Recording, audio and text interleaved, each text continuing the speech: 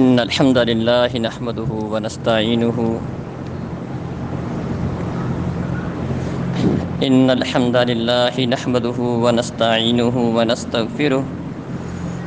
ونعوذ بالله من شرور أنفسنا وسيئات أعمالنا من يهده الله فلا مضل له ومن يضلل فلا هادي له وأشهد أن لا إله إلا الله وحده لا شريك له وأشهد أن محمدًا عبده ورسوله أعوذ بالله من الشيطان الرجيم يا أيها الذين آمنوا اتقوا الله حق تقاته ولا تموتن إلا وأنتم مسلمون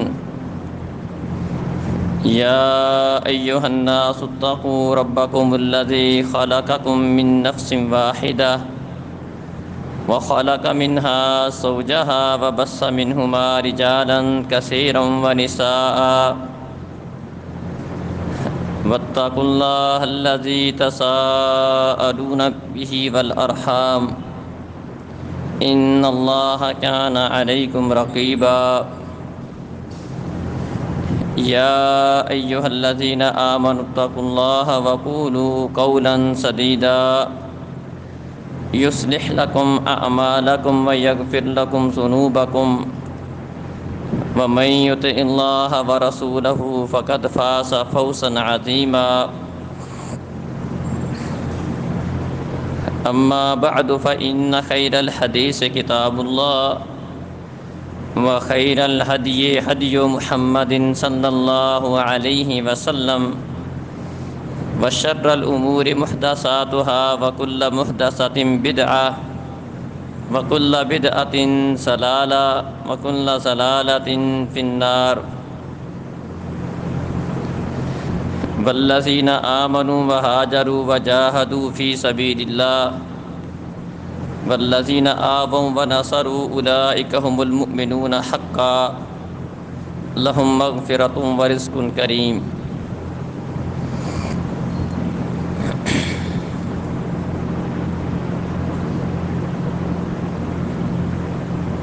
محترم عزیز بھائیوں اور بزرگوں، معزز ماؤں بہنوں،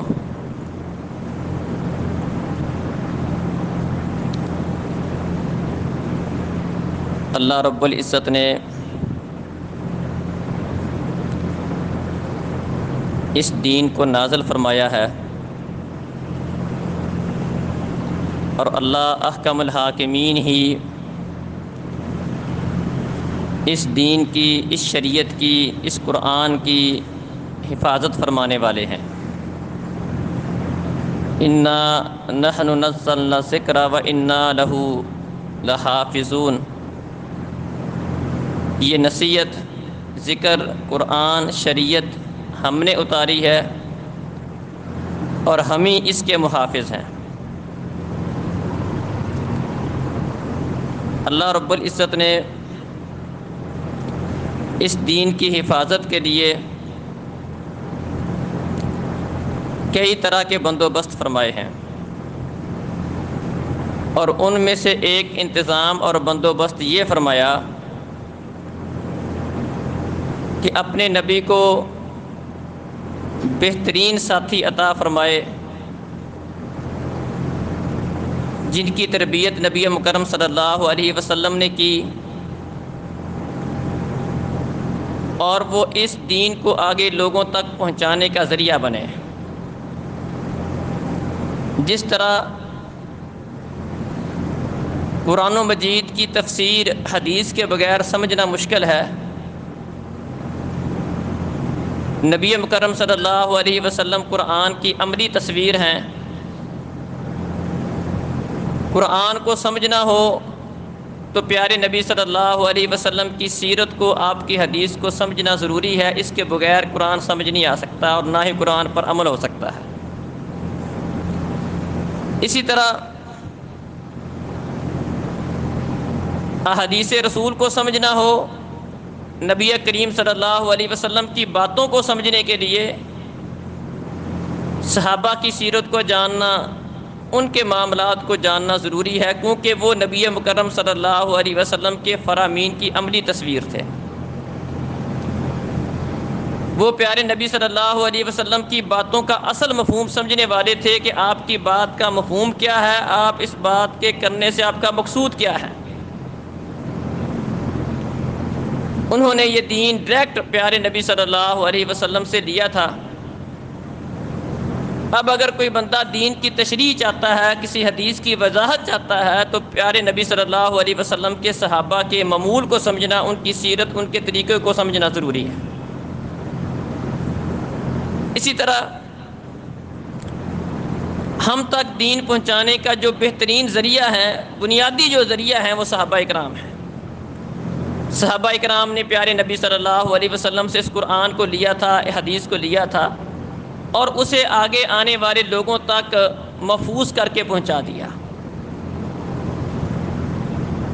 صحابہ کی جماعت، صحابہ کا گروہ، اس روئے زمین پر جتنے بھی انسان ہیں، انبیاء کے بعد سب سے اعلیٰ مقام اور مرتبہ پیارے نبی صلی اللہ علیہ وسلم کے صحابہ کا ہے۔ فرمایا خیر القرون کرنی ثم الذین یلونہم ثم الذین یلونہم، فرمایا بہترین زمانہ میرا زمانہ ہے، میرے زمانے کے لوگ سب سے بہترین لوگ ہیں۔ ثم الذین یلونہم ثم الذین یلونہم، پھر ان کے بعد جو زمانہ آنے والا ہے، تابعین کا دور ہے، وہ اچھے لوگ ہوں گے، اس کے بعد جو زمانہ آئے گا پھر وہ لوگ اچھے ہوں گے۔ تو پیارے نبی صلی اللہ علیہ وسلم کے صحابہ اس امت کے سب سے بہترین لوگ ہیں، اس کی گواہی خود پیارے نبی صلی اللہ علیہ وسلم نے دی ہے۔ خیر القرون کرنی، میرا یہ موضوع اختیار کرنے کا مقصد یہ ہے کہ بعض لوگ پیارے نبی صلی اللہ علیہ وسلم کے صحابہ کے متعلق غلط قسم کے نظریات رکھتے ہیں، بالخصوص جب محرم الحرام کا مہینہ آتا ہے، جو مسلمانوں کے اسلامی سال کا پہلا مہینہ ہے، اور اس مہینے کو اللہ رب العزت نے جن 4 حرمت والے مہینے قرار دیے تھے، ان میں سے ایک مہینہ محرم الحرام کا بھی ہے، اور رمضان المبارک کے بعد سب سے جس مہینے کے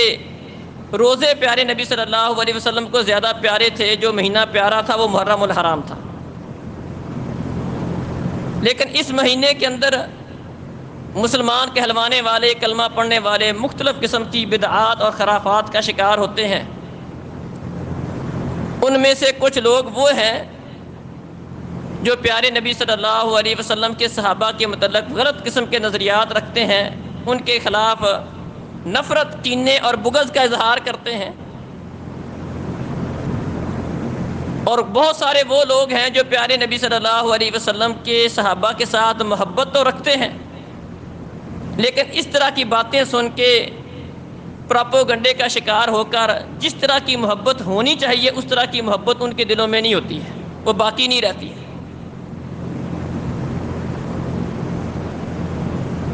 ایک مسلمان کا پیارے نبی صلی اللہ علیہ وسلم کے صحابہ کے بارے میں کس طرح کا ذہن ہونا چاہیے؟ سب سے بہترین لوگ اس امت کے اندر صحابہ اکرام کی جماعت ہیں، جن کو پیارے نبی صلی اللہ علیہ وسلم نے سب سے بہتر قرار دیا ہے، بلکہ فرمایا اکرموا اصحابی فانہم خیارکم ثم الذین یلونہم ثم الذین یلونہم، میرے صحابہ کا اکرام کرو، ان کی عزت کرو، یہ تم میں سے سب سے بہترین لوگ ہیں۔ ابن مسعود رضی اللہ عنہ بیان کرتے ہیں، ان اللہ نظر فی قلوب العباد فوجد قلب محمد خیر قلوب العباد، اللہ احکم الحاکمین نے روئے زمین کے اوپر جتنے بھی انسان تھے، تمام انسانوں کے دلوں پر نظر ڈالی تو تمام انسانوں کے دلوں سے بڑھ کر سب سے پیارا اچھا دل اللہ رب العزت نے محمد صلی اللہ علیہ وسلم کا دل پایا۔ فاصطفاہ لنفسہ فابتعثہ برسالتہ، تو اللہ احکم الحاکمین نے نبی مکرم صلی اللہ علیہ وسلم کو اپنے لیے ان کا انتخاب کر لیا اور انہیں رسالت کے منصب پر فائز کر دیا۔ ثم نظر فی قلوب العباد، پھر اللہ احکم الحاکمین نے روئے زمین پر بسنے والے لوگوں کے دلوں پر نظر کی، فواجد قلب محمد فواجد قلب اصحابہ خیر قلوب العباد، تو اللہ رب العزت نے آپ کے صحابہ کے دلوں کو اس روئے زمین کے اوپر بسنے والے تمام لوگوں کے دلوں سے بہتر پایا۔ فجعلہم وزراء نبیہ، تو اللہ احکم الحاکمین نے صحابہ اکرام کو اپنے نبی کے وزراء بنا دیا، ان کے ساتھی بنا دیا۔ جس طرح نبی مکرم صلی اللہ علیہ وسلم کا مقام مرتبہ تمام لوگوں سے زیادہ ہے، انبیاء اکرام سے زیادہ ہے، اسی طرح اللہ رب العزت نے اپنے نبی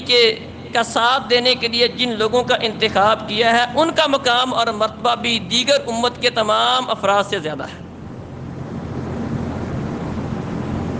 اور یہ پیارے نبی صلی اللہ علیہ وسلم کی تربیت کا اثر بھی تھا۔ آپ ایک بہترین مربی بھی تھے۔ اسی طرح حسن بصری رحمہ اللہ کا قول ہے، کہتے ہیں اولئک اصحاب محمد، یہ اصحاب محمد ہیں، کانوا ابر هذه الامه قلوبا واعمقها علما واقلها تکلفا، یہ اصحاب محمد ہیں، یہ اس امت کے سب سے نیک لوگ ہیں اور علم میں سب سے زیادہ گہرائی رکھنے والے ہیں اور سب سے کم تکلف کرنے والے ہیں۔ اختارہم اللہ عز وجل لصحبت نبیہ،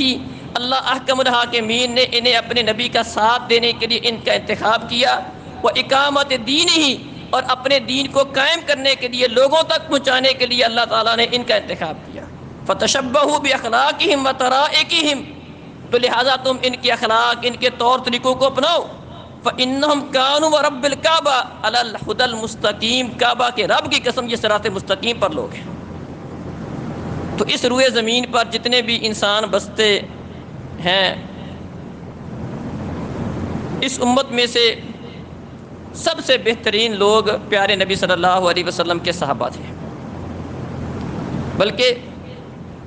جس طرح نبی مکرم صلی اللہ علیہ وسلم کو اللہ تعالیٰ نے لوگوں کے لیے باعث رحمت قرار دیا تھا، وَمَا كَانَ اللَّهُ لِيُعَذِّبَهُمْ وَأَنْتَ فِيهِمْ، اللہ فرماتے ہیں اللہ رب العزت انہیں عذاب نہیں دے گا جب تک آپ ان کے اندر موجود ہیں۔ آپ کی موجودگی میں لوگوں پر عذاب نہیں آئے گا، اور نہ ہی اس حالت میں ان پر عذاب آ سکتا ہے کہ اللہ تعالیٰ سے استغفار کر رہے ہوں، اپنی اصلاح کر رہے ہوں، ان پر عذاب نہیں آئے گا۔ اسی طرح پیارے نبی صلی اللہ علیہ وسلم نے اپنے صحابہ کے متعلق فرمایا الصحابی کالنجوم، میرے صحابہ ستاروں کی مانند ہیں۔ جس طرح ستاروں کا وجود اس بات کی علامت اور نشانی ہے، امن کا باعث ہے، امن کی نشانی ہے، جب تک ستارے موجود ہیں یہ نظام قائم ہے، ستارے ختم ہو جائیں گے، بے نور ہو جائیں گے، اللہ تعالیٰ ان کو ختم کر دے گا، تو یہ اس بات کی علامت اور نشانی ہوگی کہ یہ نظام باقی رہنے والا نہیں ہے۔ اسی طرح فرمایا کہ میرے صحابہ اس امت کے لیے امن کا باعث ہے، رحمت کا باعث ہے، اس بات کی علامت اور نشانی ہے کہ جب تک میرے صحابہ موجود ہیں لوگوں کے اندر امن رہے گا، لوگوں کے اندر برکت رہے گی۔ بلکہ پیارے نبی صلی اللہ علیہ وسلم نے ایک واقعہ ذکر کیا، فرمایا ایک وقت آئے گا لوگ دشمن کے ساتھ جہاد کریں گے، علاقہ فتح نہیں ہوگا، لوگ کہیں گے دیکھو تم میں سے کوئی ایسا بندہ ہے جو پیارے نبی صلی اللہ علیہ وسلم کا صحابی رہ چکا ہو، تو تلاش کیا جائے گا، بندہ ملے گا، اس کو لایا جائے گا، اللہ احکم الحاکمین اس کی برکت سے اللہ تعالیٰ انہیں فتح نصیب کر دے گا۔ یہ صحابہ کی برکت ہے، آپ لوگوں کے لیے برکت کا باعث ہے، امن کا باعث ہے۔ اور صحابہ اس روئے زمین پر بسنے والے وہ لوگ ہیں جن کے ایمان کی گواہی اللہ احکم الحاکمین خود دیتا ہے۔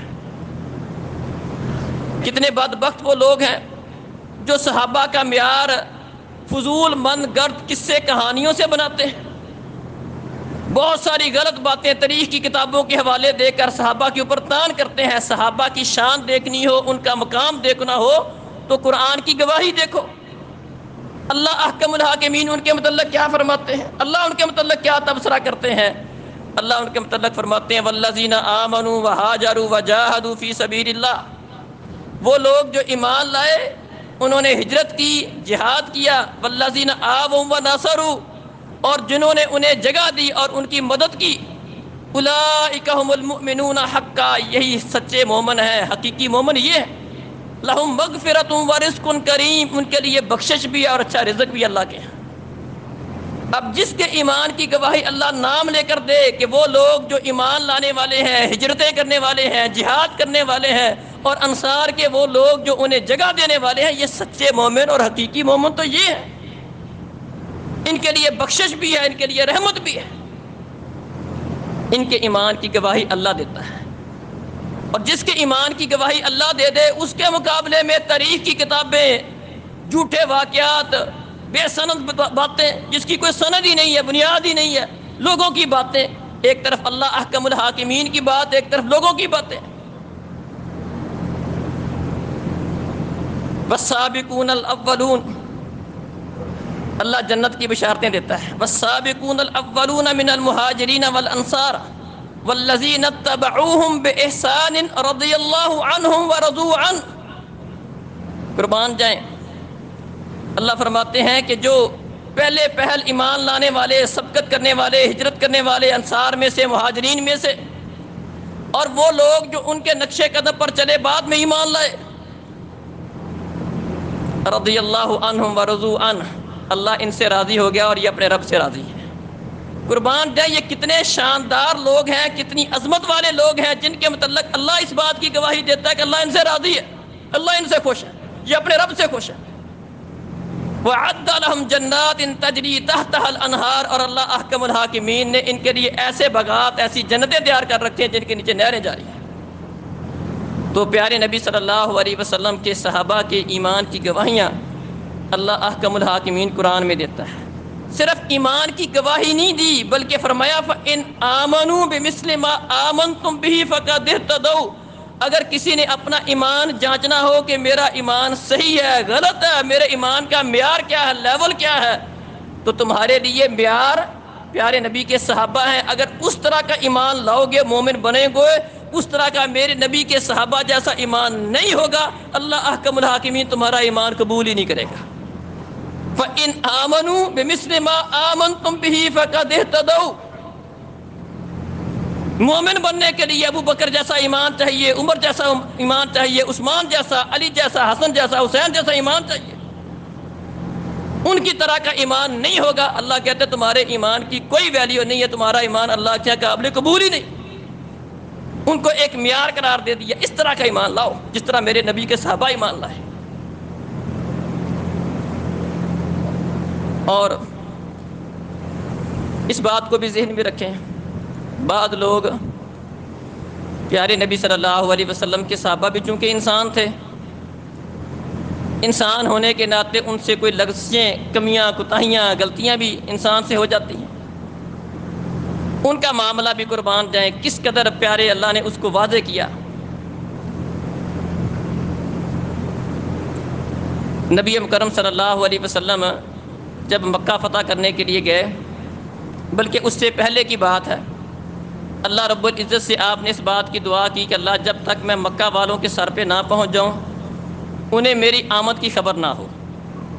مقصد یہ تھا کہ اچانک ان کے سر پر پہنچوں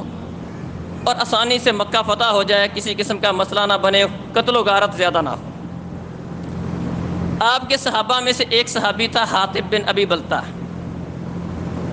ان کے وہاں پر کچھ رشتہ دار رہتے تھے اور وہ مکہ کے مقامی نہیں تھے، رشتہ دار ان کے وہاں پر کچھ ابھی باقی تھے، یہ باہر سے آئے تھے مکہ کے اندر، خاندان ان کا مکہ میں کوئی اور نہیں تھا، خاندانی تعلق ان کا مکہ والوں کے ساتھ نہیں تھا۔ بس ان کے دل میں ایک بات آئی کہ کیوں نہ مکہ والوں پر کوئی احسان کر دوں، پیارے نبی کے جتنے باقی ساتھی ہیں، صحابہ کرام آپ کے ساتھ ہجرتیں کر کے آئے ہیں، ان کے رشتہ دار وہاں پر موجود ہیں، ان کے لیے کوئی مسئلہ نہیں ہوگا، لیکن جب مسلمان ان پر حملہ کریں گے تو اس بات کا خدشہ ہے کہ وہ لوگ میرے رشتہ داروں کو نقصان پہنچائیں گے۔ بس یہ ایک بات ان کے ذہن میں آ گئی۔ اگرچہ اللہ تعالیٰ نے اس کا رد فرمایا، اس کے لیے سورہ ممتحنہ کے اندر اللہ نے اس کی تردید فرمائی کہ ایسا نہیں ہونا چاہیے۔ اس بات کو سوچتے ہوئے انہوں نے ایک خط لکھ کر مکہ والوں کی طرف ایک عورت کو دے کر بھیج دیا خیر لمبی بات ہے، وہ خط پکڑا گیا، اللہ نے اپنے نبی کو وحی کر دی، آپ نے علی رضی اللہ عنہ اور 2 ساتھیوں کو بھیجا، وہ خط لے آئے اس عورت سے، خط کھولا گیا، اس کو پڑھا گیا، دیکھا کہ اس میں حاتم بن ابی بلتہ پیارے نبی کے کچھ معاملات کی خبر انہیں دے رہے ہیں۔ عمر فاروق رضی اللہ عنہ غصے میں آ گئے، کہنے لگے اللہ کے رسول اجازت دیں میں اس کی گردن اتار دوں۔ اس آدمی نے مسلمانوں کے اپنے نبی کے راز کو فاش کرنے کی کوشش کی ہے، ایک جنگی راز تھا جو دشمن کو بتایا ہے، بتانے کی کوشش کی ہے، یہ تو منافق ہے، مجھے اجازت دے میں اس کی گردن اتار دوں۔ صحیح بخاری میں واقعہ موجود ہے، قربان جائیں۔ حاتم بن ابی بلتہ نے اپنا عذر پیش کیا، اللہ کے رسول میں منافق نہیں، ایمان والا ہوں، اللہ اس کے رسول کے ساتھ محبت کرتا ہوں، میرا بس ذہن میں یہ بات آئی تھی، اس وجہ سے میں نے یہ کام کر دیا تھا۔ اس موقع پر پیارے نبی صلی اللہ علیہ وسلم نے کیا بات ارشاد فرمائی؟ فرمایا یہ میرا بدری صحابی ہے، غلطی اس سے ہو گئی، لیکن اس کے دیگر معاملات کو دیکھو، اسلام کے ساتھ اس کا تعلق بھی تو دیکھو، بدر میں میرے ساتھ شریک تھا، اور آپ عمر نہیں جانتے لعل اللہ اطلع علی اہل بدر فقال افعلوا ما شئتم قد غفرت لکم۔ آپ نہیں جانتے کہ شاید اللہ تعالیٰ نے بدر والوں کو دیکھ کر اللہ اتنے خوش ہوئے کہ اللہ احکم الحاکمین نے اعلان فرما دیا کہ آج کے بعد بدر والوں تم سے جو بھی غلطی ہو گئی میں نے تمہیں پیشگی معاف کر دیا۔ قربان جائیں، صرف اس طرح کی باتوں کو بنیاد بنا کر صحابہ کے اوپر تان کرنا، ان کے اوپر فلاں مسئلہ، اللہ اکبر، کتنی بڑی بات ہے، لیکن اس کے مقابلے میں نیکی دیکھو، اس کا اسلام کے ساتھ تعلق دیکھو، پیارے نبی کا ساتھ دیکھو، بدر میں اس کی شرکت دیکھو۔ لعل اللہ اطلع علی اہل بدر فقال افعلوا ما شئتم قد غفرت لکم، اللہ اکبر۔ اسی طرح پیارے نبی صلی اللہ علیہ وسلم نے اپنے صحابہ کے متعلق اسی وجہ سے منع کیا کہ کسی کی کوئی غلطی دیکھ کر، خامی دیکھ کر فرمایا لا تسبوا اصحابی، میرے صحابہ کو برا نہیں کہو، لو ان احدکم انفق مثل احد ذهبا ما بلغ مد احدهم ولا نصیفہ، فرمایا تم میں سے اگر کوئی بندہ احد پہاڑ کے برابر خرچ کر دے، میرے صحابہ کی اتنی قربانیاں ہیں، مشکل حالات میں ساتھ دیا ہے، میرے صحابہ ایک مد آدھا کلو بھی خرچ کر دیں، تم احد پہاڑ سونے کا خرچ کر دو، میرے صحابہ کی آدھا کلو کا مقابلہ نہیں کر سکتے۔ اس قدر میرے صحابہ کی قربانیاں ہیں، میرے صحابہ کو کسی بات پہ برا نہیں کہنا، اللہ اکبر۔ بلکہ اللہ تعالیٰ نے اپنے نبی کو حکم دیا فَبِمَا رَحْمَةٍ مِّنَ اللَّهِ لِنْتَ لَهُمْ وَلَوْ كُنْتَ فَظًّا غَلِيظَ الْقَلْبِ لَانفَضُّوا مِنْ حَوْلِكَ۔ یہ اللہ کی رحمت ہے کہ آپ نرم دل ہیں، اللہ نے آپ کو نرمی کرنے والا بنایا ہے، آپ اگر دل کے سخت ہوتے، زبان کے اندر آپ کی ترشی ہوتی، لَانفَضُّوا مِنْ حَوْلِكَ، یہ جتنا آپ کے ارد گرد مجمع ہے اپنی جان آپ پر قربان کرنے کے لیے تیار ہیں، یہ سارے بھاگ جاتے۔ یہ اللہ کے فضل کی وجہ سے آپ کی نرمی اللہ نے جو آپ کو عطا کی ہے اس کا نتیجہ ہے۔ تو نرمی کے ساتھ صرف حق بات، توحید اور دعوت کے اندر اخلاص، سچی دعوت یہی کافی نہیں ہے، بات کھری ہو، دعوت سچی ہو اور اخلاق بھی اچھا ہونا چاہیے۔ یہ اللہ نے تعلیم دی کہ اللہ کا احسان ہے کہ آپ نرم ہیں، اگر آپ زبان کے ترش ہوتے، دل کے سخت ہوتے، یہ سارے بھاگ جاتے، آپ کی دعوت کی حقانیت کے باوجود آپ کے پاس کوئی نہ رہتا۔ اور اس سے اگلی بات کیا فرمائی وَاسْتَغْفِرْ لَهُمْ وَشَاوِرْهُمْ فِي الْأَمْرِ، یہ آپ کے ساتھی ہیں، آپ ان کے لیے اللہ تعالیٰ سے استغفار کریں، اللہ سے ان کے لیے معافیاں مانگیں۔ اللہ نے اپنے نبی کو اس بات کا حکم دیا کہ اپنے ان ساتھیوں کے لیے میرے لیے مجھ سے استغفار کرنا ہے، مجھ سے معافی مانگنی ہے، اپنے نبی کو یہ حکم تھا، اور نبی کے بعد آنے والے لوگوں کو بھی یہی حکم ہے وَالَّذِينَ جَاءُوا مِن بَعْدِهِمْ يَقُولُونَ رَبَّنَا اغْفِرْ لَنَا وَلِإِخْوَانِنَا الَّذِينَ سَبَقُونَا بِالْإِيمَانِ وَلَا تَجْعَلْ فِي قُلُوبِنَا غِلًّا لِلَّذِينَ آمَنُوا رَبَّنَا إِنَّكَ رَءُوفٌ رَحِيمٌ۔ بعد میں آنے والے لوگوں کا، ایمان والوں کا وصف بیان کیا کہ جو بعد میں آنے والے ہیں، تابعین کی جماعت ہے، تبع تابعین کی جماعت ہے، آخر تک آنے والے لوگ کیا کہتے ہیں ایمان والے؟ ربنا اغفر لنا ولإخواننا الذين سبقونا بالایمان، اللہ ہمیں بھی معاف کر دے اور ہم سے پہلے جو ایمان والے گزر چکے ہیں، صحابہ گزر چکے ہیں، تابعین گزر چکے ہیں، انہیں بھی معاف کر دے۔ اللہ کی تعلیم اس امت کو یہ تھی اپنے لیے استغفار کرو، اپنے لیے اللہ سے معافیاں مانگو، اور اس قدر بدبخت ہیں وہ لوگ جن کے متعلق اللہ نے کہا تھا، اپنے نبی کو حکم دیا تھا ان کے لیے استغفار کرو۔ ایمان والوں کی نشانی بیان کی تھی کہ وہ اپنے لیے بھی اللہ تعالیٰ سے معافیاں مانگتے ہیں اور اپنے سے پہلے صحابہ کی جماعت کے لیے اللہ سے معافیاں مانگتے ہیں، استغفار کرتے ہیں، ان کے لیے دعائیں کرتے ہیں، اور وہ بدبخت اٹھ کر پیارے نبی صلی اللہ علیہ وسلم کے صحابہ کے متعلق بات کرنا شروع کرتے ہیں، ان عظیم ہستیوں کے متعلق بات کرنا شروع کرتے ہیں جن کے ایمان کی گواہی اللہ دیتا ہے، جن کی جنت کی گواہی اللہ دیتا ہے، جن کے اوپر راضی اور خوش ہونے کی گواہی اللہ دیتا ہے، بلکہ ان کی غلطیوں کو ان نیکیوں کی وجہ سے، پیارے نبی کا مشکل حالات میں ساتھ دینے کی وجہ سے چھوٹی موٹی جو غلطیاں ہیں ان کو معاف ہونے کی گارنٹی دیتا ہے۔ اللہ اکبر۔ ابن عباس رضی اللہ عنہما کا شاندار قول، فرمایا لا تسبوا اصحاب محمد، فرمایا اصحاب محمد کو برا نہیں کہو، فإن اللہ عز وجل امرنا باستغفار لهم، اللہ احکم الحاکمین نے ہمیں ان کے لیے تو استغفار کا حکم دیا، انہیں برا نہیں کہو۔ وَهُوَ يَعْلَمُ أَنَّهُمْ سَيَقْتَتِلُونَ، اور اللہ کو یہ بھی پتا تھا کہ یہ ان کی آپس میں لڑائی بھی ہوگی۔ اللہ کو پتا تھا اللہ کو پتا تھا کہ علی رضی اللہ عنہ کا معاویہ کا مسئلہ بنے گا،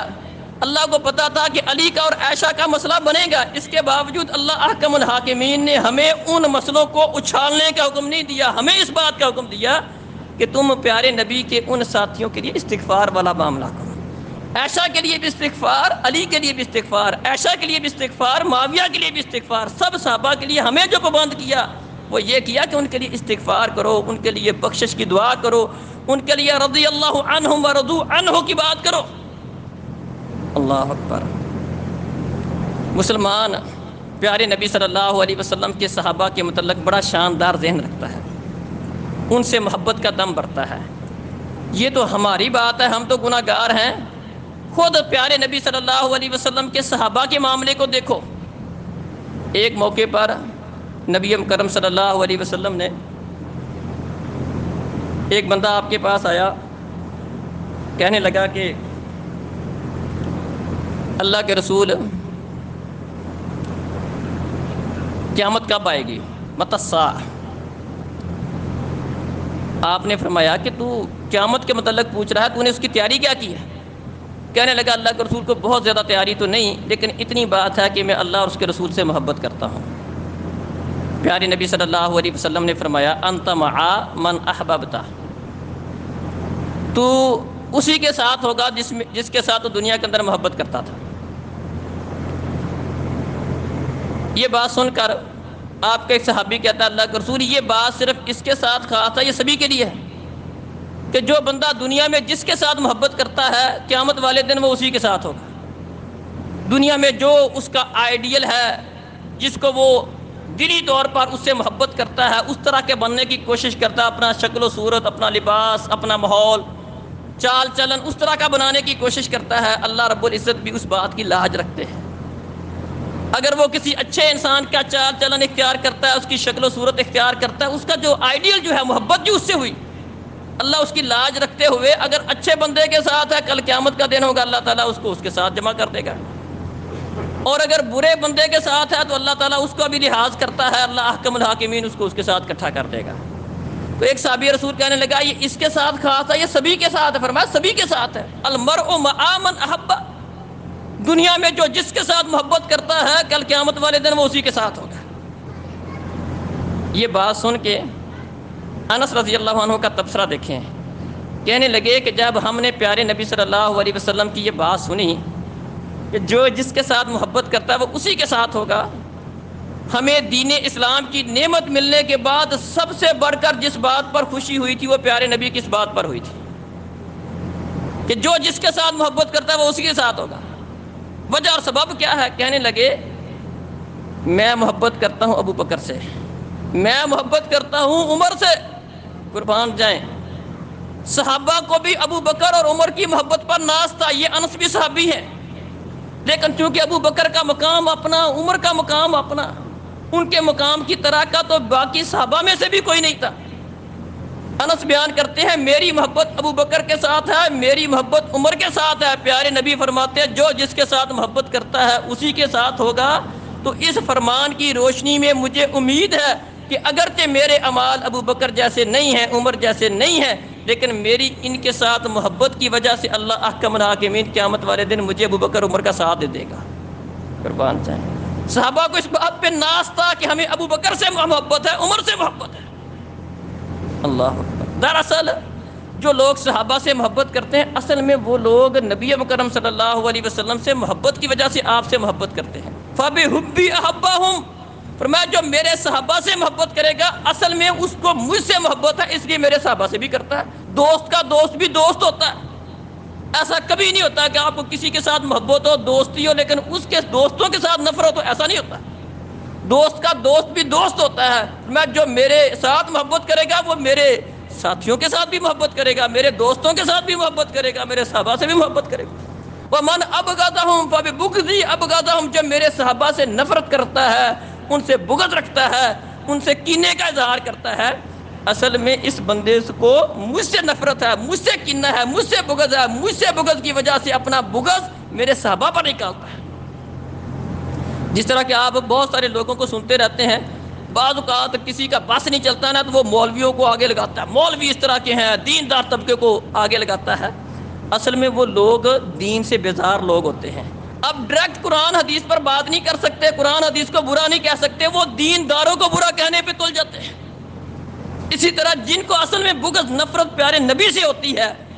ان کا بس نہیں چلتا، پیارے نبی کو برا کہہ نہیں سکتے ہیں، وہ پیارے نبی کے صحابہ کو برا کہتے ہیں۔ اصل میں بغض نفرت پیارے نبی سے ہے، ورنہ کیسے ممکن ہے پیارے نبی عائشہ کے ساتھ شدید محبت کرنے والے ہوں، آپ کے آخری ایام ہیں، اپنی بیویوں سے پوچھ رہے ہیں کل باری کس کی ہے؟ ارادہ خواہش یہ ہے کہ میرا آخری وقت عائشہ کے گھر میں ہو،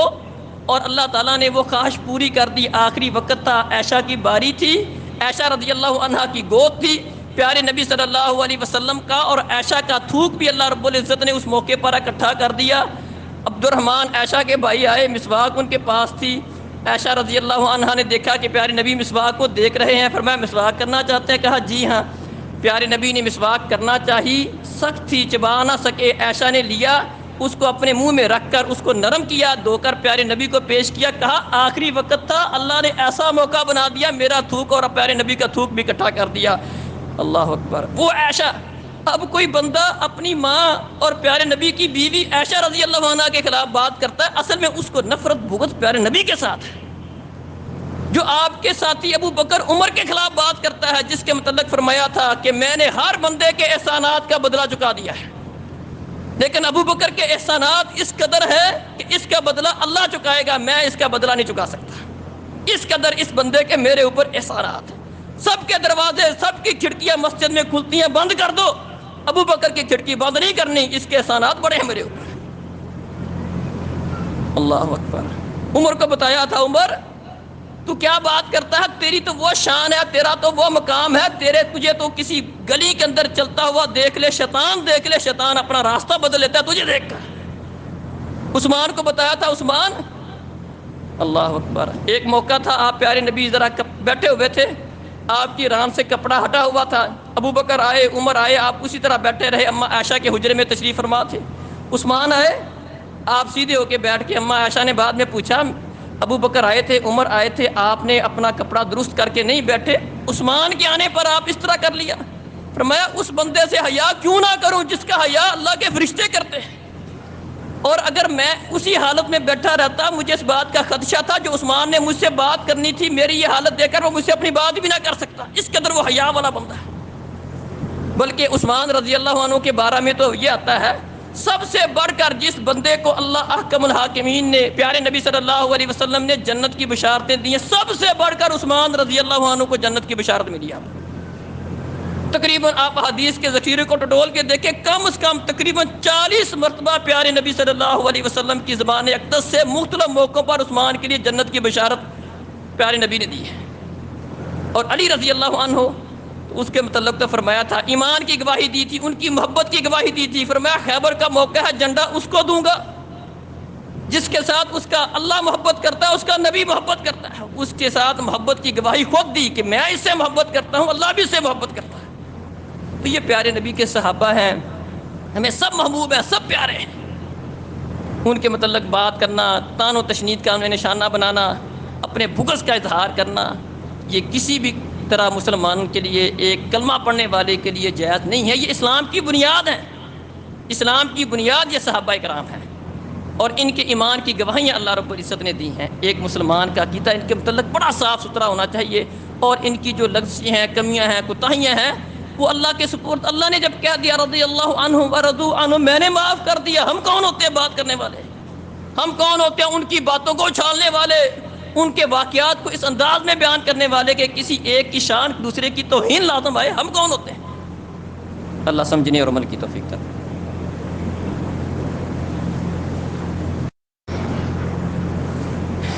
ان الحمد للہ نحمده ونستعینه ونستغفره ونعوذ باللہ من شرور انفسنا وسیئات اعمالنا،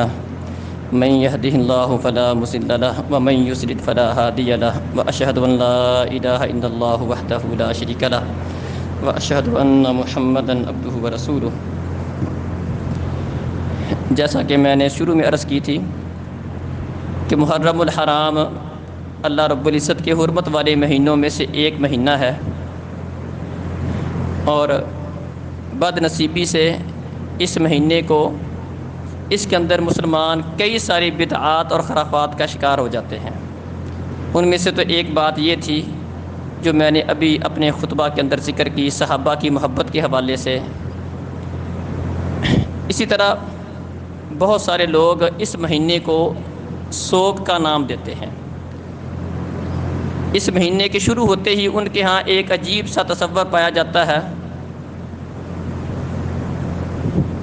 کالے کپڑے پہن لینا، ہر خوشی والے کام سے رک جانا، شادی بیاہ سے رک جانا۔ اس میں 2-3 باتوں کو ذہن میں رکھیں۔ سب سے پہلی بات، اسلام کے اندر سوگ کا تصور یہ ہمارے ذہن میں ہونا چاہیے۔ نبی مکرم صلی اللہ علیہ وسلم نے بات ارشاد فرمایا کہ کسی بھی عورت کے لیے جو اللہ اور آخرت کے دن پر یقین رکھتی ہو، یہ بات حلال اور جائز نہیں ہے، صحیح بخاری میں حدیث ہے، کہ وہ 3 دن سے زیادہ کسی مرنے والے کے اوپر سوگ منائے۔ ہاں، اپنے خاوند کا سوگ 4 ماہ 10 دن اس کا اہتمام کرے گی، زیب و زینت کو چھوڑے گی، خوشبو نہیں لگائے گی، سرما نہیں لگائے گی، گھر سے باہر نہیں نکلے گی۔ اس کے علاوہ کسی عام میت کے لیے، اس کا کوئی رشتہ دار ہے، باپ ہے، بھائی ہے، فوت ہو گیا، وہ بھی عورت کے لیے، مردوں کے لیے تو اس طرح کی بات ہی کوئی ارشاد نہیں فرمائی۔ سوگ کا تصور صرف اور صرف دین اسلام میں ایک تو عورت کے لیے ہے، اور وہ بھی 3 دن کے لیے ہے۔ ہاں، خاوند کے لیے 4 ماہ اور 10 دن کے لیے ہے۔ یہ دین اسلام کے اندر سوگ کا کوئی تصور نہیں ہے کہ ہر سال کچھ ایام آنے کے وقت بندہ وہ سوگ کی حالت میں چلا جائے۔ محرم سے 1 دن پہلے خوشی کی حالت میں تھا، اور پتہ بھی محرم آنے والا ہے، اور دوسرے دن کیا ہے، بندہ سوگ کی حالت میں چلا جائے۔ یہ کوئی تصور نہیں ہے، اور ویسے بھی عجیب سی بات لگتی ہے۔ بلکہ پیارے نبی صلی اللہ علیہ وسلم نے مسلمان کا شان اور اس کا معاملہ بیان کیا، فرمایا عجبا لامر المؤمن فان امرہ کلہ خیر اللہ۔ مومن کا معاملہ بڑا شاندار ہے، اس کا ہر معاملہ ہی بہتر ہوتا ہے۔ ان اصابتہ سراء شکر وان اصابتہ ضراء صبر۔ اسے خوشی ملتی ہے، اللہ کا شکر ادا کرتا ہے، اور اگر اسے غم ملتا ہے، پریشانی ملتی ہے، تو اس کے اوپر وویلا نہیں کرتا، چیخو پکار نہیں کرتا، گلے نہیں پھاڑتا، اپنے آپ کو پیٹتا نہیں ہے، بلکہ اس کے اوپر صبر کا مظاہرہ کرتا ہے۔ سوگ کا تصور بھی دیا کہ سوگ کی حالت میں کسی کا رشتہ دار فوت ہو جائے، اس کا باپ فوت ہو جائے، ایک مسلمان کا جو حال اور معاملہ وہ کس طرح کا ہونا چاہیے۔ خوشی ملے، کوئی شادی کا مسئلہ، بچے کی پیدائش کا مسئلہ، ڈھول نہیں پیٹتا، اور آپے سے باہر نہیں ہو جاتا، اور پٹاخے نہیں چھوڑنا شروع کر دیتا، رسم و رواج پہ نہیں اتر آتا، اللہ کی نافرمانیوں پہ نہیں اترتا، بلکہ اس موقع پر وہ بندہ مسلمان آدمی کیا کرتا ہے، اللہ کا شکر ادا کرتا ہے۔ پیارے نبی کو اللہ نے فتح سے نوازا،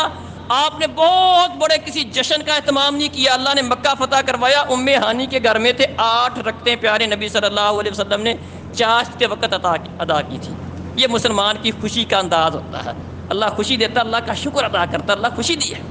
اللہ کسی مشکل میں ڈال دیتا ہے، صبر سے کام لیتا ہے، آپے سے باہر نہیں ہوتا۔ فرمایا یہ خاصیت صرف اور صرف ایک مسلمان کی ہے، باقی کسی کو اس بات کی توفیق نہیں ملتی ہے کہ خوشی ملنے پر اللہ کا شکر ادا کرے اور غم ملنے پر صبر کرے۔ یہ ایک مسلمان کا وصف ہے۔ تو اگر سوگ ہو بھی، پریشانی ہے بھی، تو اس کا حل جو بیان کیا ہے، اس کا طریقہ کار، مسلمان کا ایک رویہ اس میں کیا ہونا چاہیے، یہ والا ہونا چاہیے۔ اور ویسے بھی اگر اس بات کو بنیاد بنا کر شہداء کو، دین اسلام کے اندر جو شہید ہونے والے لوگ ہیں ان کو بنیاد بنا کر اس طرح کا رویہ اگر اختیار کریں گے تو پھر تو شاید ہی سال کا کوئی دن باقی رہے۔ دین اسلام کے اندر بڑے بڑے عظیم الشان لوگ ہیں جن کو اللہ تعالیٰ نے شہادت کے مرتبے سے نوازا ہے، بلکہ اسلامی تاریخ شہداء کے تذکرے سے بری ہوئی ہے۔ عمر فاروق رضی اللہ عنہ شہید ہوئے تھے، عثمان رضی اللہ عنہ کو ان کے گھر میں بند کر کے، خلیفہ تھے وقت کے خلیفہ تھے، 40 مرتبہ سے زیادہ پیارے نبی نے انہیں جنت کی بشارت دی تھی۔ مسجد نبی میں ان کا جانا روک دیا گیا، نماز پڑھانے سے روک دیا گیا، گھر میں بند کر دیا گیا، اور جس وقت انہیں شہید کیا گیا تھا اس وقت عثمان غنی رضی اللہ عنہ قرآن کی تلاوت کر رہے تھے اور اس وقت ان کی شہادت ہوئی تھی۔ اگر ان چیزوں کو، حمزہ کی شہادت دیکھ لیں، حمزہ رضی اللہ عنہ کی شہادت سید الشہداء ہیں، شہادت ہوئی، پیارے نبی فرماتے ہیں صفیہ کو نہیں جانے دو، پھپھی تھی پیارے نبی کی، فرمایا حمزہ کی بہن کو، اپنی پھپھی اور حمزہ کی بہن، فرمایا اس کو حمزہ کی لاش کے پاس، میت کے پاس نہ جانے دو، اپنے بھائی کا لاشا دیکھے گی صبر نہیں کر پائے گی۔ اس قدر بری حالت تھی پیارے نبی صلی اللہ علیہ وسلم کے چاچا حمزہ رضی اللہ عنہ کی۔ اگر سوگ ہو، پیٹنا ہو، تو پھر ان سارے شہداء کے اوپر کیوں نہیں پیٹا جاتا؟ اصل میں یہ ایک خاص مقصد کے لیے اس طرح وہ اس کا اہتمام کیا جاتا ہے، اور آپ اس میں تذکرے سنیں، آپ کے اوپر ملیں گی باتیں، ملیں گی ابو بکر کے اوپر تان ملے گا، عمر کے اوپر ملے گا، عائشہ کے اوپر ملے گا، اور نام ہوگا شہادت حسین کا۔ تو دوسری بات یہ کہ اس موقع پر پھر حسین رضی اللہ عنہ کی شہادت کو جو بیان کیا جاتا ہے، اس کے واقعات کو جو بیان کیا جاتا ہے، اس طرح وہ اس کے اندر بہت بڑھا کر اور ایک ایسے انداز کے ساتھ بیان کیا جاتا ہے جس سے اندازہ یہ ہوتا ہے کہ شاید حسین رضی اللہ عنہ کو بڑا کوئی پتہ نہیں بے صبری کا مظاہرہ کرنے والے تھے، حالانکہ یہ تو پیارے نبی صلی اللہ علیہ وسلم کے نواسے ہیں، فاطمہ کے بیٹے ہیں، علی کے بیٹے، یہ تو صبر کا پہاڑ تھے۔ ان سے اس طرح کی باتیں، یہ تو جنت کے نوجوانوں کے سردار ہیں، اور اس طرح کی باتیں ان کی طرف منسوب کرنا، رونا پیٹنا، بے صبری کا مظاہرہ کرنا اور اس انداز میں بیان کرنا، یہ صرف اور صرف لوگوں کو اپنی طرف متوجہ کرنے کے لیے اس طرح کا انداز اختیار کیا جاتا ہے، ورنہ اس طرح کا وہ معاملہ نہیں تھا جس طرح کی باتیں حسین رضی اللہ عنہ کی طرف منسوب کی جاتی ہیں۔ اسی طرح بعض لوگ ان دنوں کے اندر سبیلیں لگانے کا اہتمام کرتے ہیں، کوئی پانی میٹھا بنا کر تقسیم کر رہا ہے، کوئی چاول پکا کے تقسیم کر رہا ہے، اور اس کو حسین کی سبیل کے نام سے اس کو یاد کیا جاتا ہے، اور حسین کی سبیلیں لگائی جاتی ہیں حسین رضی اللہ عنہ کے نام کی۔ ایک بات تو یہ ذہن میں رکھیں کہ نظر و نیاز صرف اور صرف ایک اللہ کے نام کی ہو سکتی ہے۔ اللہ رب العزت کو چھوڑ کے کسی نبی کے نام کی بھی نظر و نیاز ہو، وہ حرام ہے۔ نظر نیاز اس کا تعلق صرف اور صرف ایک اللہ رب العزت کی ذات کے ساتھ ہے۔ کسی اور کے نام کا ذبح کرنا، کسی اور کے نام کی چیز پکا کے تقسیم کرنا، یہ قطعاً حرام ہے، جائز نہیں ہے۔ دوسری بات یہ ہے کہ ان دنوں کے اندر اس طرح سبیلوں کو خاص کرنا یہ بھی غلط ہے۔ ایک طرف تو ہم یہ بات کرتے ہیں کہ ان کے اوپر پانی بند ہو گیا اور اس طرح کی باتیں، اور ان باتوں کا کیا تعلق ہے؟ بلکہ یہ دن اگر غور کیا جائے، پیارے نبی فرماتے ہیں کہ اللہ کو سب سے زیادہ روزے محرم الحرام کے پسند تھے، سب سے زیادہ روزے پیارے نبی محرم الحرام کا رکھا کرتے تھے، عاشوراء کا روزہ رکھتے تھے۔ 10 تاریخ کو لوگ جگہ جگہ پر سبیلے لگائیں گے، اور پیارے نبی کیا کرتے؟ 10 تاریخ کا روزہ رکھتے تھے۔ اور وہ روزہ رکھنے کی مناسبت بھی بیان کی تھی کہ اس دن اللہ رب العزت نے موسیٰ علیہ السلام کو نجات دی تھی، شکرانے کے طور پر موسیٰ نے رکھا تھا، ہم بھی رکھتے ہیں، اس کی وجہ بھی بیان کی تھی۔ تو خیر یہ دن تو روزہ اگر کرنا ہے تو کام تو روزہ رکھنے کا کام ہے، روزہ کیوں نہیں یاد آتا ہے؟ جو پیارے نبی نے اس کی فضیلت بیان کی، فرمایا 1 سال کے اللہ گناہ معاف کر دیتا ہے، اور اس دن چیزیں پکا پکا کر خود بھی کھاؤ، تقسیم کرو، یہ تو عیاشی والی باتیں ہیں، کام کھا کے روزہ رکھو، روزہ رکھ کام کرنا جو کرنے کا تھا۔ اسی طرح کئی لوگ یہ 10 محرم کو جائیں گے قبروں کے اوپر، وہاں پر پھول بکھیریں گے، قبروں کی مرمت شرمت کریں گے۔ قبروں کی زیارت کرنے کا پیارے نبی صلی اللہ علیہ وسلم نے حکم دیا، زوروہا فإنہا تذکر الآخرہ، قبرستان جایا کرو، آخرت یاد آتی ہے۔ لیکن یہ طریقہ کہ اس کی کوئی اسپیشل طور پر لیپا پوچی کرنا، بنانا، سنوارنا، یہ عبرت کی جگہ ہے، عبرت کی جگہ ہے۔ وہاں سے عبرت پکڑنے کا مقام ہے کہ یہ لوگ جہاں پر آئے ہیں، مٹی کے نیچے ہیں، وہاں ہم نے بھی آنا ہے، ہمارا بھی یہ حال ہونا ہے، نہ کہ اس کو بنانا، سنوارنا اور اس طرح کے معاملات کرنا، اس کا مسلمانوں کو پابند نہیں کیا گیا، اور نہ ہی یہ مخصوص ایام کے اندر یہ کام کرنا۔ 10 محرم کو خاص کرنے والی کون سی بات ہوئی قبروں کے ساتھ؟ یہ تو کسی بھی وقت میں قبرستان جائیں، ٹھیک ہے، اچھی بات ہے، اور اس کا مقصد بھی ذہن میں رکھیں، قبروں کو پوجنا، وہاں ان سے مانگنا یہ مقصود نہیں ہے، بلکہ ان کے لیے دعا کرنا مقصود ہے۔ السلام علیکم اہل القبور، قبروں والو تم پر اللہ سلامتی نازل کرے، تمہیں معاف کرے، یہ مقصد ہے قبروں پر جانے کا، کہ ان کے لیے بخشش کی، مغفرت کی دعا کرنا اور اپنی آخرت کو، اپنے مرنے کو یاد کرنا، یہ مقصود ہوتا ہے قبر پر جانے کا۔ تو یہ بھی مسلمان اس طرح اپنی بہو بیٹیوں کو، بچوں کو لے کر بڑے اہتمام کے ساتھ لوگ قبرستان جاتے ہیں، یہ تو قطعاً یہ درست نہیں ہے، یہ ایک دین اسلام کے اندر ایک نیا کام ہے جو لوگوں نے ایجاد کر رکھا، دین اسلام کے ساتھ اس کا کوئی تعلق نہیں ہے، یہ بدعت میں شمار ہوتا ہے، لہذا یہ کام کرنا بھی بالکل درست نہیں ہے۔ یہ ایک اعلان ہے بھائی، یہ یہاں قریب چک بیلا والی سائڈ پر سیلاب والی صورتحال ہے، تو وہاں پر کئی گھر متاثر ہیں، تو وہاں پر جماعت اس بات کا اہتمام کر رہی ہے کہ ان بھائیوں کو راشن وغیرہ اور میڈیکل کی سہولت اس کا انتظام کر رہی ہے، تو بھائیوں سے جمعے کے بعد اپیل ہے کہ اس حوالے سے عمل کریں۔ اقول قولی ھذا استغفر اللہ لی ولکم ولسائر المؤمنین فاستغفروہ۔